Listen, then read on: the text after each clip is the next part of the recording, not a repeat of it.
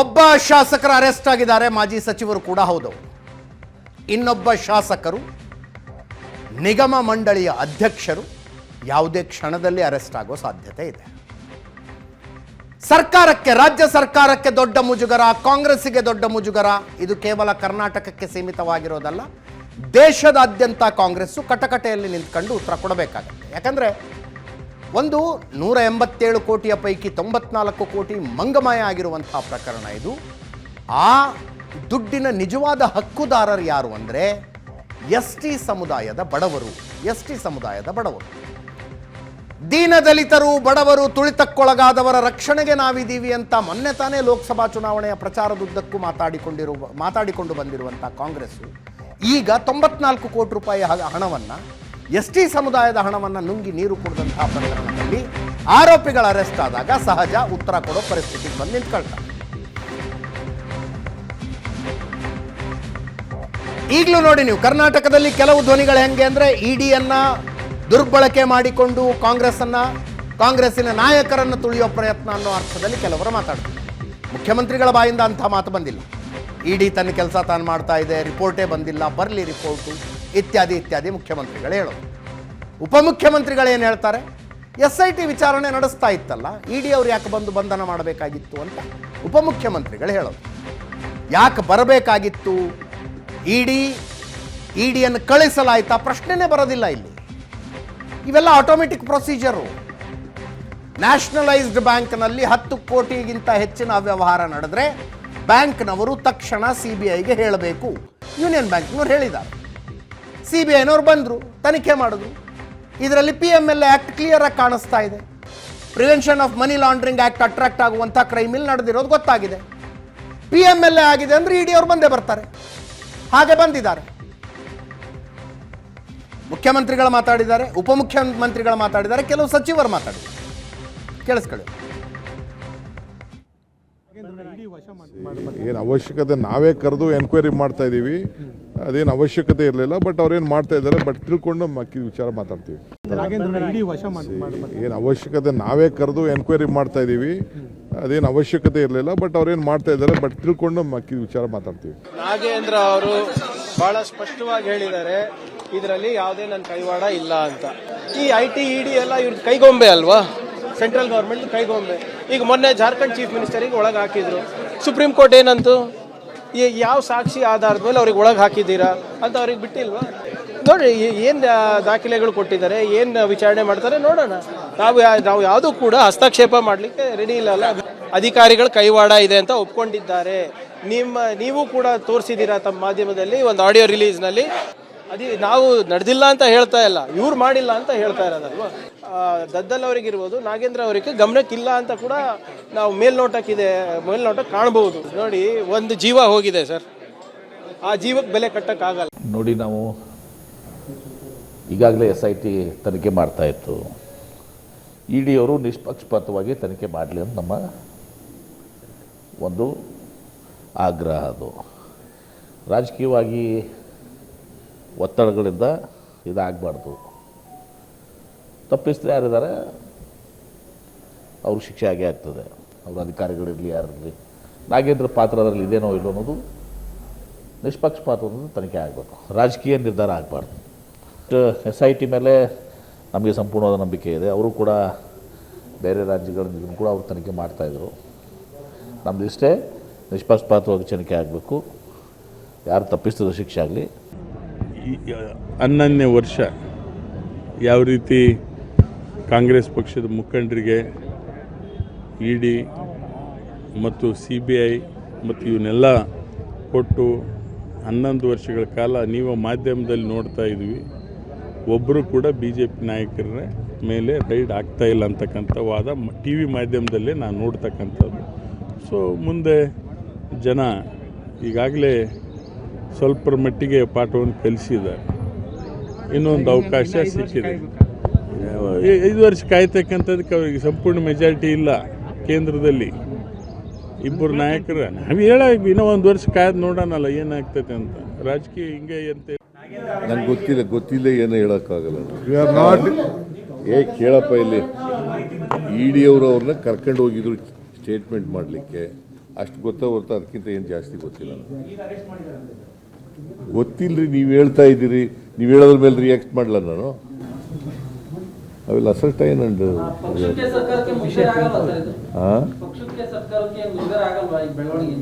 ಇನ್ನೂ ಗೊತ್ತೇ ಇಲ್ಲ, ಅರೆಸ್ಟ್ ಆಗಿರೋದೇ ಗೊತ್ತಿಲ್ಲ, ಮುಜುಗರ ಆಗುತ್ತೆ ಅಂತ ನೀವೇ ಹೇಳ್ಬಿಟ್ರಿ. SIT ನಾವು ತನಿಖೆ ಮಾಡಿಸ್ತಾ ಇದ್ದೀವಿ. ವಾಲ್ಮೀಕಿ ಅಭಿವೃದ್ಧಿ ನಿಗಮದಲ್ಲಿ ಹಣ ಏನು ದುರುಪಯೋಗ ಆಗಿದೆ ಅಂತ ದೂರು ಬಂದಿದೆ. SIT ಇದು ಮಾಡ್ತಾ ಇದೆ. ಸೊ ಇದ್ರ ಮೇಲೆ ED ಅವರು ತನಿಖೆ ಮಾಡೋಕ್ಕೆ ಪ್ರಾರಂಭ ಮಾಡಿದ್ದಾರೆ. ಇಟ್ಸ್ ಎ ಪೊಲಿಟಿಕಲ್ ಕಾನ್ಸ್ಪಿರೆನ್ಸಿ ಅಂತ ಹೇಳಿ ನನಗನ್ಸುತ್ತೆ. ಪೊಲಿಟಿಕಲ್ ಕಾನ್ಸ್ಪಿರಸಿ ಅಂತ ಮುಖ್ಯಮಂತ್ರಿಗಳಿಗೆ ಅನ್ನಿಸ್ತಾ ಇದೆಯಂತೆ. ವಿಚಾರಣೆಗೆ ಕರ್ಕೊಂಡು ಹೋಗಿದ್ದಾರೆ ಅಂತ ನನಗೆ ಮಾಹಿತಿ ಇದೆ. ಬಂಧನ ಅಂತ ನೀವು ಹೇಳ್ತಾ ಇದ್ದೀರಿ, ನೀವು ಹೇಳಿದ್ರ ಮೇಲೆ ನಾನು ರಿಯಾಕ್ಟ್ ಮಾಡೋದಿಲ್ಲ ಅಂದರು ಮುಖ್ಯಮಂತ್ರಿಗಳು. ಓಕೆ, ನ್ಯಾಯಾಧೀಶರ ಮುಂದೆ ಪ್ರೊಡ್ಯೂಸ್ ಮಾಡಿದ್ಮೇಲೆ ಇನ್ನೊಂದ್ಸಲ ಮುಖ್ಯಮಂತ್ರಿಗಳ ಪ್ರತಿಕ್ರಿಯೆಯನ್ನು ಕೇಳೋಣ. ಇನ್ನು BJP ಅವರು ಸಹಜ, SIT ತನಿಖೆ ಸರಿಯಾಗಿ ನಡೆದಿದ್ರೆ SIT ಅವರೇ ನಾಗೇಂದ್ರರನ್ನ ಬಂಧಿಸಬೇಕಾಗಿತ್ತು, ಅವರು ಬಂಧಿಸಿಲ್ಲ, ED ಅವರು ಬಂಧಿಸಿದ್ದಾರೆ ಅಂತ. BJP ಅವರ ಪ್ರತಿಕ್ರಿಯೆಗಳೇನೇನಿದೆ ಕೇಳಿಸ್ಬೇಕು. ಸಿದ್ದರಾಮಯ್ಯನವರ ನೇತೃತ್ವದಲ್ಲಿ ಭ್ರಷ್ಟಾಚಾರ ಸರ್ಕಾರ ಮುರಿದಿರ್ತಕ್ಕಂಥದ್ದು. ಒಂದು ಕಡೆ ದಲಿತರ ಬಗ್ಗೆ ಕಣ್ಣೀರು ಹರಿಸ್ತಕ್ಕಂಥ ಕಾಂಗ್ರೆಸ್ ಸರ್ಕಾರದವರು, ದಲಿತರ ಬಗ್ಗೆ ಮೊಸಳೆ ಕಣ್ಣೀರು ಸುರಿಸ್ತಕ್ಕಂಥ ಮಾನ್ಯ ಮುಖ್ಯಮಂತ್ರಿ ಸಿದ್ದರಾಮಯ್ಯನವರು ಇವತ್ತು ವಾಲ್ಮೀಕಿ ಅಭಿವೃದ್ಧಿ ನಿಗಮದ ಭ್ರಷ್ಟಾಚಾರ ಬಂಧುಗಳನ್ನು ಗೊತ್ತಿರಲಿ. ಇವತ್ತು ರಾಜ್ಯದಲ್ಲಿರ್ತಕ್ಕಂಥ ದಲಿತರ ಅಭಿವೃದ್ಧಿಗೆ ಮೀಸಲಿಟ್ಟಿರ್ತಕ್ಕಂಥ ಹಣವನ್ನು ಲಪಟಾಯಿಸಿ ಲೋಕಸಭಾ ಚುನಾವಣೆಯಲ್ಲಿ ಅವು ಉಪಯೋಗಿಸಿಕೊಂಡು ಇವತ್ತು ಬಳ್ಳಾರಿ ಇರ್ಬೋದು, ಪಕ್ಕದ ಆಂಧ್ರ ಪ್ರದೇಶದಲ್ಲಿ ವಾಲ್ಮೀಕಿ ಅಭಿವೃದ್ಧಿ ನಿಗಮದ ಹಣವನ್ನು ಲೂಟಿ ಮಾಡಿ ಲೋಕಸಭಾ ಚುನಾವಣೆಯಲ್ಲಿ ಉಪಯೋಗಿಸಿಕೊಂಡಿದ್ದಾರೆ. ಒಂದು ವಿಕೆಟ್ ಬಿದ್ದಿದೆಯಲ್ಲ, ಬಿಜೆಪಿ ಹೋರಾಟದ ಫಲವಾಗಿ ಒಂದು ವಿಕೆಟ್ ಬಿದ್ದಿದೆ. ಈಗ ಉಪ್ಪು ತಿಂದವ್ರು ನೀರು ಕುಡಿತಾರೆ. ಈಗಾಗಲೇ DK ಶಿವಕುಮಾರ್ ಓಪನ್ ಆಗಿ ಸ್ಟೇಟ್ಮೆಂಟ್ ಕೊಟ್ಬಿಟ್ಟಿದ್ದಾರೆ. ಇವತ್ತು ನಾಗೇಂದ್ರ ಏನು ಬಂಧಿಸಿದ್ದಾರೆ, ನಾನು ಹೇಳ್ತಾ ಇದ್ದೀನಿ 40 ದಿನ ಆಯ್ತು ರೀ. ಅದೇ ರೇವಣ್ಣ ಕೇಸಲ್ಲಿ 3 ದಿನದಲ್ಲೇ ಬಂಧಿಸ್ಬಿಟ್ರಿ ಹೋಗಿ. ಅಂದರೆ ಇವರು SIT ಮಾಡಿರೋ ಅಂಥದ್ದೇ ಇದು ಮುಚ್ಚಾಕೋವಂಥದ್ದಕ್ಕೆ ಇವತ್ತು ED ಅವರು ಯಾಕೆ ಬಂದಿದ್ದಾರೆ ಅಂತ ಕೇಳಿದ್ದಾರೆ DK ಶಿವಕುಮಾರ್ ಅವರು, ಕಾಂಗ್ರೆಸ್ ಅವರು. ಈ ED ಮತ್ತು CBI ನಿಷ್ಪಕ್ಷವಾದ ತನಿಖೆ ಮಾಡಬೇಕು. ಅಹಿಂದ ರಾಜಕಾರಣ ಮಾಡಿ ರಾಜಕೀಯ ಅಧಿಕಾರವನ್ನು ದಕ್ಕಿಸ್ಕೊಂಡವರು ಮಾನ್ಯ ಮುಖ್ಯಮಂತ್ರಿ ಸಿದ್ದರಾಮಯ್ಯನವರು. ದಲಿತರಿಗೆ ಅವ್ರ ಕಣ್ಣೆದುರುಗಡೆಯಲ್ಲಿ ಅವರ ಸರ್ಕಾರದಲ್ಲೇ ಮೋಸ ಮತ್ತು ಅನ್ಯಾಯ ವಂಚನೆ ಆಗ್ತಿರ್ಬೇಕಾದ್ರೆ ಅವ್ರನ್ನ ರಕ್ಷಣೆ ಮಾಡುವ ಪ್ರಯತ್ನ ನೀವು ಮಾಡಿದ್ರಿ. ನೆಕ್ಕುಂಟಿ ನಾಗರಾಜು ಮತ್ತು ನಾಗೇಂದ್ರಗಿರುವಂಥ ವ್ಯಾವಹಾರಿಕ ಸಂಬಂಧ. ನಾಗೇಂದ್ರ ಅವರು ಶಾಂಗ್ರಿಲಾ ಹೋಟೆಲ್ನಲ್ಲಿ ಅಧಿಕಾರಿಗಳ ಸಭೆ ಕರೆದು ಒಂದು ಡೈರೆಕ್ಷನ್ ಕೊಟ್ಟಿರೋದ್ರ ಬಗ್ಗೆನೂ ಕೂಡ ನಾನು ಹೇಳಿದ್ದೆ. ಇದೇ ನೆಕ್ಕುಂಟಿ ನಾಗರಾಜೇ ಇದರ ಸೂತ್ರಧಾರ. ನೆಕ್ಕುಂಟಿ ನಾಗರಾಜು ನಾಗೇಂದ್ರ ಜೊತೆಗೆ ವ್ಯಾವಹಾರಿಕ ಸಂಬಂಧ ಇದೆ. ಮುಖ್ಯಮಂತ್ರಿ ಮತ್ತು ಉಪಮುಖ್ಯಮಂತ್ರಿಗಳಿಗೂ ಭಾಳ ಪರಮಾಪ್ತ ಇದ್ದಾನೆ ಅಂತಕ್ಕಂಥ ಫೋಟೋವನ್ನು ನಾನು ಬಿಡುಗಡೆ ಮಾಡಿದ್ದೆ. ನಾವು ಈ ಎಲ್ಲ ದಾಖಲೆ ಬಿಡುಗಡೆ ಮಾಡಿದ ಮೇಲೆ SIT ಅವನು ವಶಕ್ಕೆ ತೊಗೊಂಡು ನೆಕ್ಕುಂಟಿ ನಾಗರಾಜನ್ನ. ನೀವು ನೋಟಿಸು ಕೊಡದೇ ಇರೋದು ಮತ್ತು ಎನ್ಕ್ವೈರಿನೂ ಮಾಡದೇ ಇರೋದು, ಕೇಸ್ನೂ ದಾಖಲಿಸ್ತಾ ಇರೋದನ್ನು ನೋಡಿದಾಗ ಎಲ್ಲೋ ನೀವು ರಕ್ಷಿಸುವಂಥ ಮುಚ್ಚಾಕುವಂಥ ಸಂಚು ನಡೆಸಿದ್ದೀರಿ ಅಂತ ಹೇಳಿದ್ವಿ. 187 ಕೋಟಿ ರೂಪಾಯಿ ದೊಡ್ಡ ಮೊತ್ತದ ಹಗರಣ. ಇಷ್ಟು ಲೂಟಿ ಆದಾಗ CBI ಮತ್ತು ED ಬಾರದೆ ಮಾವ ಬಾವ ಬಂದು ಅವರಿಗೆ ಸನ್ಮಾನ ಮಾಡಲಿಕ್ಕಾಗುತ್ತೆ. ಈಗ ನಾನು ಆಗ್ರಹಿಸ್ತೇನೆ, ಪೂರ್ಣ ದಾಖಲೆಗಳನ್ನು CBI ವಶಕ್ಕೆ ಒಪ್ಪಿಸಬೇಕು. ನನ್ನ ಕೊಲೀಗ್ ಪ್ರಶಾಂತ್ ನಾಥು ನೇರ ಸಂಪರ್ಕದಲ್ಲಿದ್ದಾರೆ. ಪ್ರಶಾಂತ್, ಕಾಂಗ್ರೆಸ್ನವರ ರಿಯಾಕ್ಷನ್ಗಳನ್ನು ನೋಡಿದಾಗ ನಾನು ಅನ್ಕೋತಿದ್ದೆ, ಅರೆ ಹಿಂಗ್ಯಾಕೆ ಮಾತಾಡ್ತಿದ್ದಾರೆ ಇವರು, ಸಚಿವರದೇನು ಇನ್ವಾಲ್ವ್ಮೆಂಟ್ ಇಲ್ಲ, ಅಧಿಕಾರಿಗಳೆಲ್ಲ ಮಾಡಿಬಿಟ್ಟಿದ್ದಾರೆ ಅಂತ.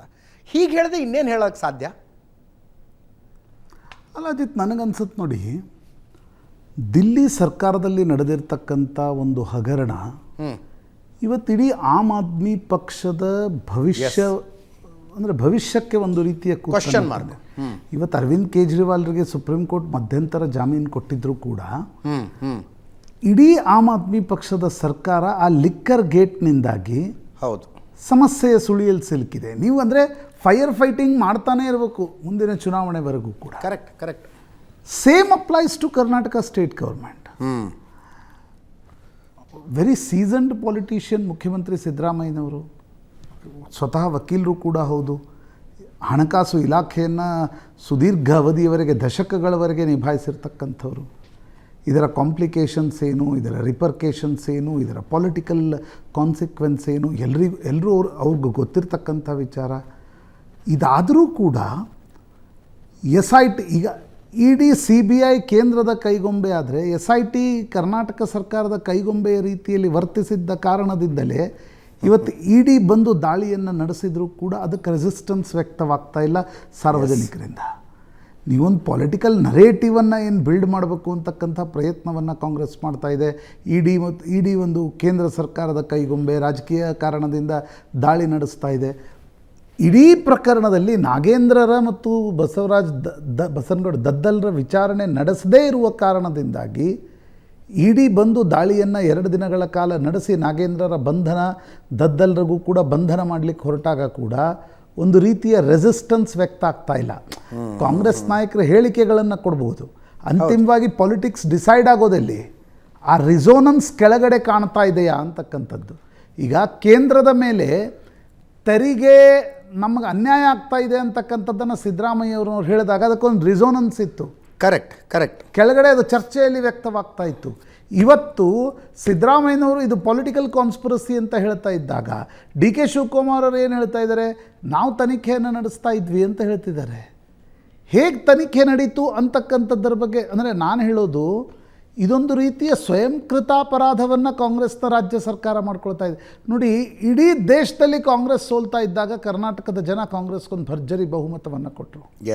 It is your duty to run the government correctly and proper way. ಇದು ಕೇವಲ ನಿಮಗೂ ಮತ್ತು BJPಯ ಕಿತ್ತಾಟದ ವಿಚಾರ ಅಲ್ಲ. ಹೀಗಿರುವಾಗ ಈಗ ED ಯಾಕೆ ಬಂತು, CBI ಯಾಕೆ ಬಂತು ಅಂತ ಕೇಳುವ ನೈತಿಕ ಅಧಿಕಾರವನ್ನು ರಾಜ್ಯ ಸರ್ಕಾರ ಉಳಿಸ್ಕೊಂಡಿದೆಯಾ, ರಾಜ್ಯ ಸರ್ಕಾರದ ತನಿಖೆ ಉಳಿಸ್ಕೊಂಡಿದೆಯಾ ಅನ್ನುವ ಪ್ರಶ್ನೆ ಬರುತ್ತೆ. ನಾನು ಯಾವತ್ತೂ ಹೇಳಲ್ಲ ಇಲ್ಲ CBI ಮತ್ತು ED ಕೇಂದ್ರ ಸರ್ಕಾರದ ಅವ್ರ ಪೊಲಿಟಿಕಲ್ ಬಾಸ್ಗಳ ಮಾತು ಕೇಳದೆ ಅವ್ರ ತನಿಖೆಯನ್ನು ನಡೆಸ್ತಾರೆ ಅಂತಕ್ಕಂಥದ್ದನ್ನು ಹೇಳುವ ಪ್ರಯತ್ನವನ್ನೇ ಮಾಡ್ತಾ ಇಲ್ಲ. ಆದರೆ ಇವತ್ತಿನ ಸ್ಥಿತಿಯಲ್ಲಿ ED ಬಂದಿರೋದು ಸರಿ ಅನ್ನುವ ನಿಷ್ಕರ್ಷೆಗೆ ಜನಸಾಮಾನ್ಯ ಬರ್ತಾ ಇದ್ದಾನೆ. ಯಾಕೆ ಬರ್ತಾ ಇದ್ದಾನೆ? ಯಾಕಂತಂದರೆ SIT ಸರಿಯಾಗಿ ತನಿಖೆ ನಡೆಸಲಿಲ್ಲ ಅನ್ನೋದು ಮೇಲ್ನೋಟಕ್ಕೆ ಕಾಣ್ತಾ ಇತ್ತು. ನಂಬರ್ 1. ನಂಬರ್ 2, ಇದು ಎಲ್ಲೆಲ್ಲಿ ಹೋಗುತ್ತೆ ಅಂತಕ್ಕಂಥದ್ದು ಕೂಡ ಮುಂದಿನ ರಾಜಕಾರಣವನ್ನು ನಿರ್ಧರಿಸುತ್ತೆ. ಕಾಂಗ್ರೆಸ್ ಸದ್ಯದ ಸ್ಥಿತಿಯಲ್ಲಿ ನನಗನ್ಸುತ್ತೆ 2 ದಿನದಿಂದ ಏನು ಅಂದ್ಕೊಳ್ತಾ ಇದ್ದೆ, ಒಬ್ಬ ST ನಾಯಕನನ್ನು ED ಬಂಧಿಸ್ತಾ ಇದೆ, ನಾವು ಅದನ್ನು ಪೊಲಿಟಿಕಲಿ ಲಾಭ ತೆಗೆದುಕೊಳ್ಬೋದು ಅಂತಕ್ಕಂಥದ್ದು. ಆದರೆ ST ಸಮುದಾಯದ ಹಣ ಹೋಗಿದೆ ಅಂತಕ್ಕಂಥದ್ದು ಕೂಡ ಅಷ್ಟೇ ಸತ್ಯ. ST ಸಮುದಾಯದ ಕಲ್ಯಾಣಕ್ಕೆ ಮೀಸಲಾಗಿಟ್ಟಿರ್ತಕ್ಕಂಥ ಹಣ. ನನಗನ್ಸುತ್ತೆ ಅಜಿತ್, ED BJP ನಾಯಕರು ಅದನ್ನು ವ್ಯಕ್ತಪಡಿಸ್ತಾ ಇದ್ದಾರೆ ಆ ಆಶಯವನ್ನು.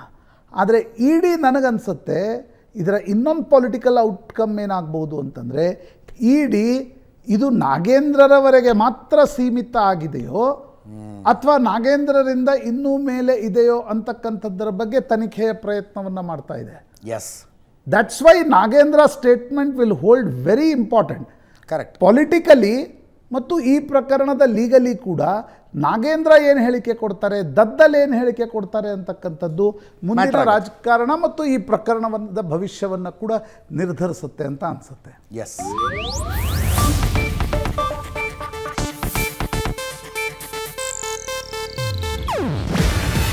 ಇದು ಏಷ್ಯಾನೆಟ್ ನ್ಯೂಸ್ ನೆಟ್ವರ್ಕ್ ಪ್ರಸ್ತುತಿ. ನೀವು ನೋಡ್ತಿದ್ದೀರಾ ಏಷ್ಯಾನೆಟ್ ಸುವರ್ಣ ನ್ಯೂಸ್.